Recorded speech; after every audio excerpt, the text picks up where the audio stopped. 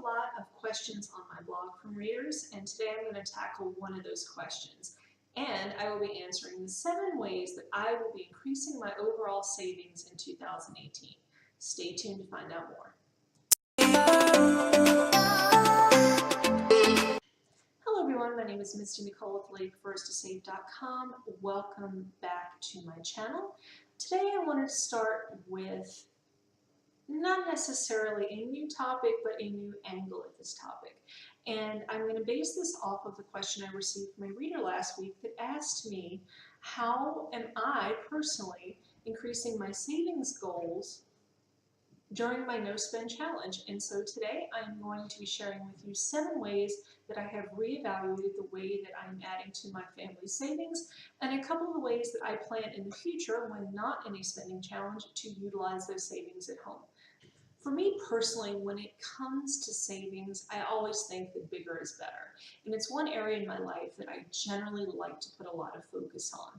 For me personally, I like to start my overall savings goal each year, which I usually set out on New Year's Eve. I sit down with my husband and we discuss what we want to save for the year. We also then go into examining if that's a realistic goal for us, whatever that projected number is, based on the amount that we were able to save during that previous year. We also want to make sure that we are taking advantage of matching opportunities with my husband's employer, and so we want to make sure that his 401k is fully maxed out at that possibility.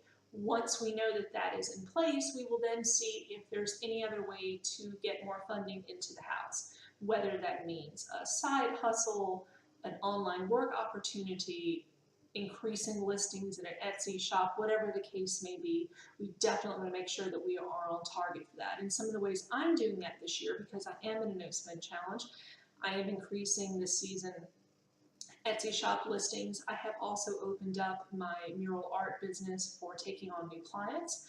I'm also taking on 3 new clients for my legal business. I'm still a licensed attorney, and so I'm kind of keeping it low-key with what I'm doing for those clients, but I have taken a few extra responsibilities on so that I am able to meet those savings goals this year. Another thing that I am doing intentionally this year and will be doing in the future is making sure that I'm diversifying where my funding is coming from. And just like the previous instances that I just gave you, I want to make sure that I'm not reliant on one income source to fund my savings goals for the future. I want to make sure that I'm not falling into that proverbial trap of putting all of my eggs in one basket. I don't want to be tied down anymore by the notion that everything has to come from one particular paycheck or one source of income. Though I'm not working in corporate America anymore, I don't want to lay that burden on my husband, so I'm making sure that I'm also bringing in, though not as much as before, but income into the house. This gives me the ability and the freedom to fund my accounts, to make purchases and expenditures on my own bequest, as well as to have a little bit of freedom and wiggle room if I wanted to purchase something or if I wanted to fund an account. The second step that I'm taking this year to increase my savings goal is to make sure that I'm regularly tracking all of my spending at home. I highly recommend using free sites or apps such as EveryDollar or Mint that will enable you to track your spending from many different sources, such as what you're spending at the grocery store, what you are spending on clothing or vacations or what have you. And so you can really in a season's time start to get an idea of your habits, and if you track it for an entire year, you can even start to micromanage where you want specific funds to go. The third step I've taken in increasing my savings goals for the year is to automate all of my recurring bills each month at home. One of the greatest financial decisions my family ever made was to make the decision to automate most of our expenses each month. This includes everything from school expenses, subscription boxes, to utilities and entertainment and phone lines. You name it, we have automated most everything. Now, we do make sure that we have enough in our main checking account to cover these expenses, plus we leave 5% extra each month in case things like incrementalized billing for utilities changes seasonally, which in the spring and fall it does. We also want to make sure that we have a little bit extra in case there was ever a problem with billing so that there is nothing to go over in our checking account. We've never had that happen, but we just want to make sure that cushion is in place. We have found that by automating most of our services, we are saving money, including our cell phone service. We save $15 a month by having all 3 of our lines automatically deducted from our checking account. And just that little bit a month saves us $180. The $180 is used to fund one of our savings accounts. That little bit of money matched with 2 or 3 other services gives us over $500 in just one savings account alone. Something else that I'm doing to increase my goal this year for my saving is to post each of my savings goals publicly. As a blogger and an influencer, I have the privilege and opportunity to post my goals and my no-spend challenges online, on my blog, on this channel, and other mediums.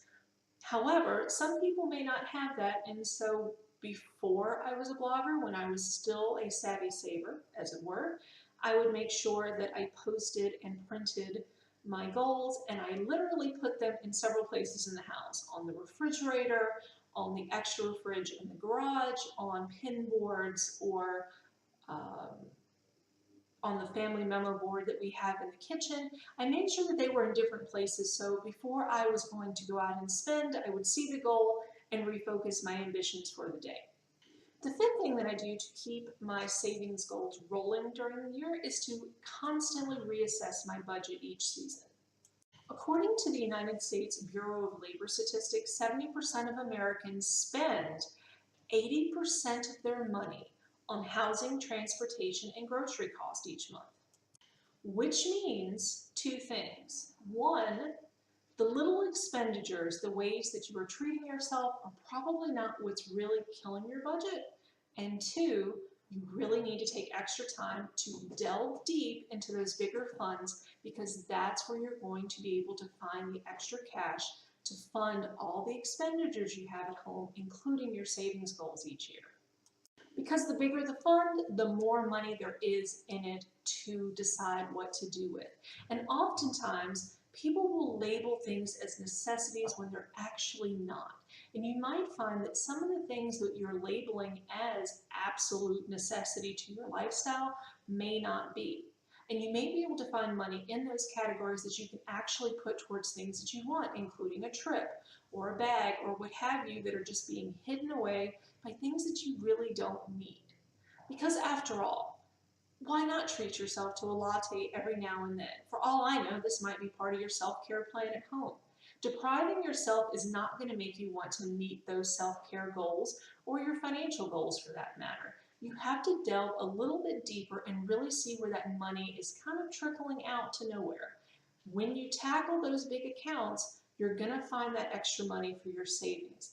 The 6th way that I save around the house and fund my savings accounts each year is by meal plan. And the 7th way that I'm increasing my savings this year is by educating myself on financial matters each week.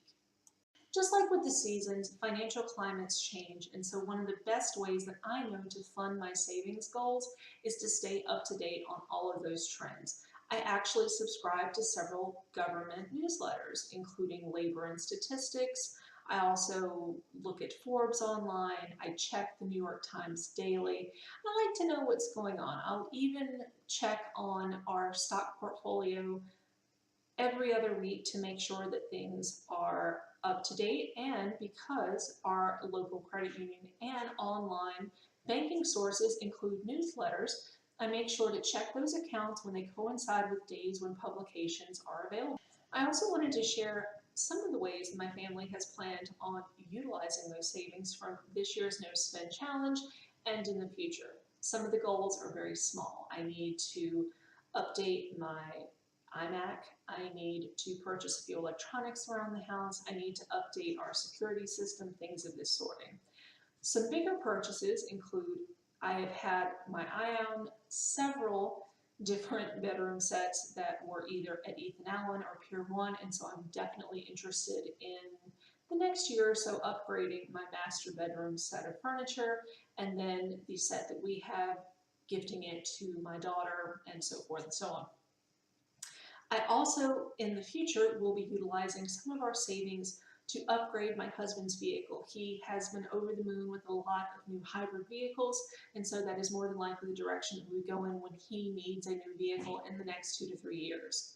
We also want to be saving for some kind of rental property. We've looked at a few foreclosed properties in our area, and so in the next 3 to 4 years, we are looking to make our first purchase and eventually a second purchase, because it is part of what I would like to consider my 10-year plan for our family, to have a few rental properties so that we can supplement what we have already at home and really increase the money flow into the house and into other savings projects.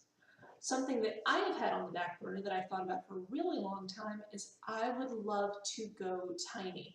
I have loved tiny houses for so long, and would really love to be able to put money down outright and purchase a home and a tract of land somewhere and have a tiny house. I have also thought about purchasing an RV, because we have friends and family who live in many different parts of North America, and so I would love to be able to have our own transportation and our own accommodations, and then to freely in the summer when my husband is off as an educator to go and visit those people. So those are some of the ways that we will be utilizing our funds from our savings in the future, and the 7 ways that I am increasing our family's savings goals and overall savings in 2018. So now I want to ask you, what are you doing in terms of building your savings at home? Do you have some methods that I may not have covered? I would love for you to share them below. And if you're not really into savings these days, what are you doing to make all of those extra little purchases that you want to have on the side happen? Definitely leave me a comment below and let me know all about it. With that said, thank you again so much for watching. And as always, please be kind to yourself and to others, and have a wonderful rest of your day. Thank you so much.